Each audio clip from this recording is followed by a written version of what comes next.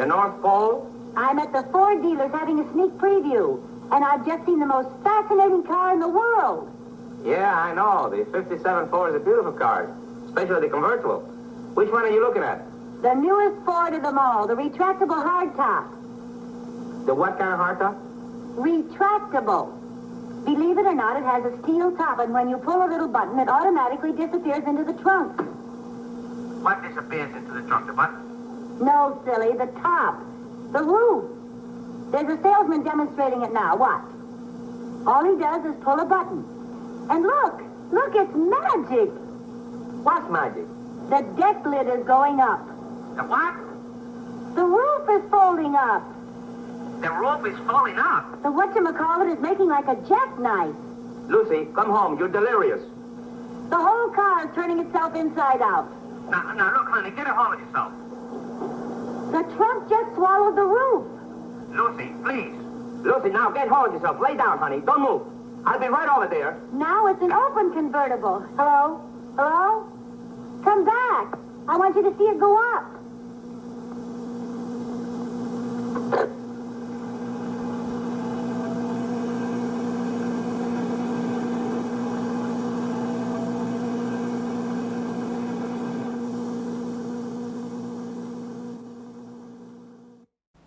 If you're not a classic car enthusiast, chances are that until you watched that short video by Lucy and Desi, when you thought of retractable hardtop convertibles, your mind went to one of the many models that popped up in the early 2000s. For a brief period, these hardtop convertibles were seemingly everywhere, and there were almost too many models to keep track of. There were the Mercedes SL and SLK, the BMW 3 Series, then the 4 Series later on, the Lexus SC, the Lexus IS, the Infiniti G37, the Volvo C70, the Cadillac XLR, and probably a few more we're forgetting.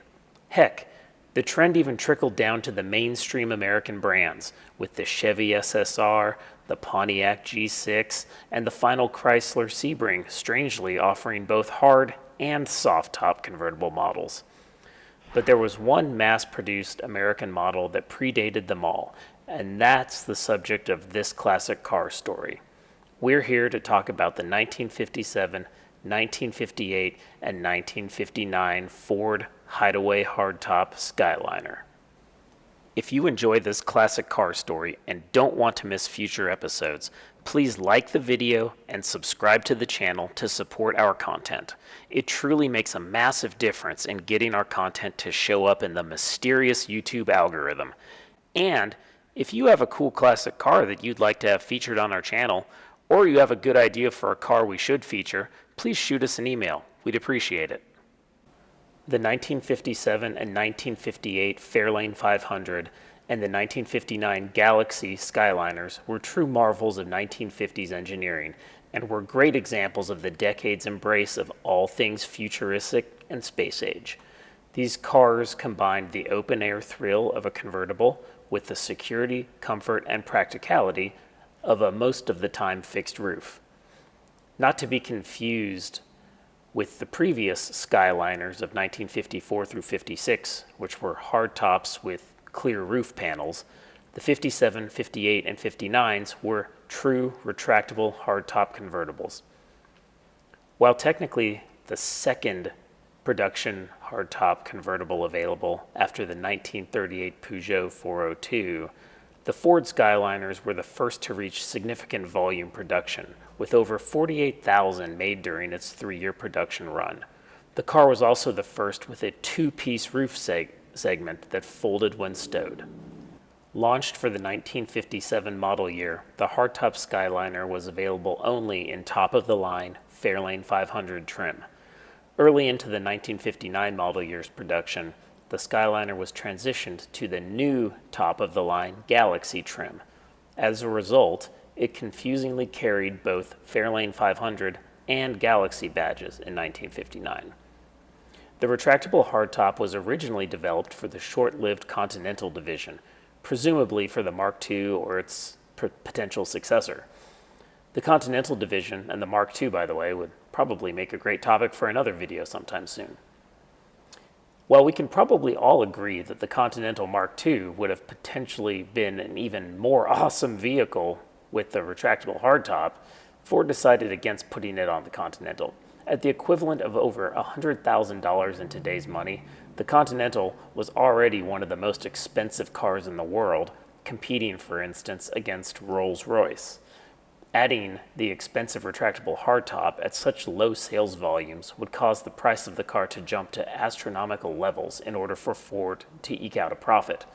Therefore, the retractable hardtop was given to the mass-market Ford brand in an attempt to recoup its investment through the economies of scale that came with higher production volumes. Marketed as the hideaway hardtop, the Skyliner's retractable hardtop was thus unique to this particular Ford product, and no comparable Continental, Lincoln, Mercury, or Edsel equivalent ever existed. Though there have since been a few ambitious collectors who have turned their Skyliners into very impressive 1958 and 1959 Edsels. Not only was this retractable hardtop model unique within Ford, no other manufacturer even attempted something similar until right around the turn of the millennium, as we discussed earlier. The Skyliner's retractable hardtop was a complex mechanism that folded the front of the roof and retracted it under a rear deck lid. Instead of hydraulics, the Skyliner's top used a series of complex reversible electric motors, lift jacks, relays, limit switches, solenoids, 4 locking mechanisms for the roof, and 2 locking mechanisms for the trunk lid. Yeah, it was a lot. The power top required over 600 feet of wiring and consumed pretty much all of the available trunk space, which was a factor in limiting the car's appeal, a problem that 21st century retractable hardtop cars faced as well. If you can't fit a couple sets of golf clubs in the trunk, then what's the point, right? The top's reliability was not always the greatest, to say the least, but when it worked, it was a wonder to behold, and still is. The top was a technological marvel for its time and showcased Ford's determination to push both the boundaries of automotive design and the expectations of consumers in the low-priced field. The 1957 Fairlane 500 Skyliner was introduced mid-year and started at $2,942 before the usual options such as power windows, power adjustable front seat, power steering, power brakes, etc. It was the most expensive Ford model in the line, at the equivalent of approximately $33,000 as of late 2024 money. Despite its relatively high cost for the time and mid-year introduction, the wow factor of the Skyliner led to fairly brisk sales of 20,766 units in its abbreviated first model year. However, over the course of its 3-year run, production and sales of the Skyliner weren't particularly great. As is quite often a problem with convertibles, the cars attracted more admiring looks than buyers, with sales declining each year the car was on the market. Since this is the SMS channel, we care a lot about the interiors of these vehicles. If you're not familiar with us, we've been selling and manufacturing factory-correct, show-winning, classic auto interiors since 1977. That's nearly 50 years of the time this video was made. So, if you or someone you know has a Ford hideaway hardtop Skyliner or any other classic vehicle, check out our website, where you can find all of the interior soft trim items you need for your restoration. We have the largest inventory and selection of new old stock and authentic reproduction fabrics, vinyls, leathers, headliners, door panels, carpets, vinyl tops, seat covers, and more. You can browse a selection of our offerings and request free samples that we will mail straight to your door. And remember, while we're adding new items every day to our website, it's just a partial selection of what we offer. So if you don't see what you need for your car, please send us an email, fill out a contact form, or give us a call. If it's from the 1930s to the 1990s, we probably have it. The retractable hardtop Skyliner model year changes followed the convention of the 1950s, with minor exterior tweaks and interior trim changes in each of the 3 years it was on the market. For 1957, the car was trimmed similarly to the rest of the Fairlane 500 line.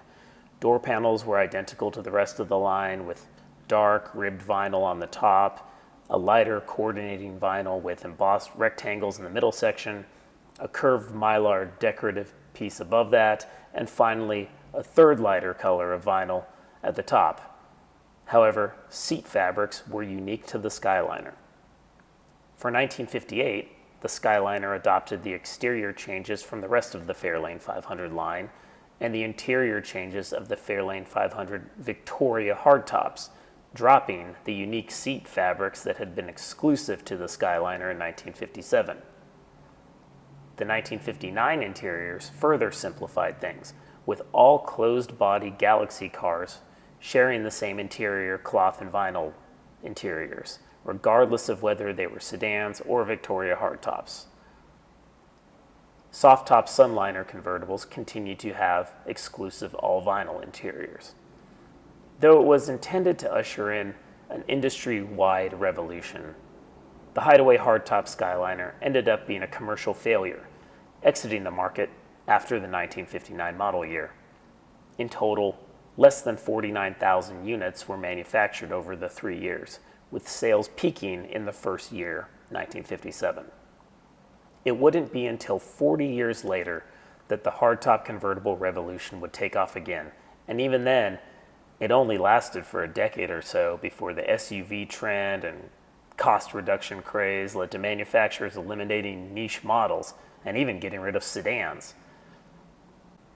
And that's the story of the hideaway hardtop 1957, 1958, and 1959 Ford Skyliner. We hope you enjoyed the video, and we hope you learned a little something too. Please comment if you have anything to add to the discussion, and please consider subscribing to our channel for more future classic car content. Thanks for watching.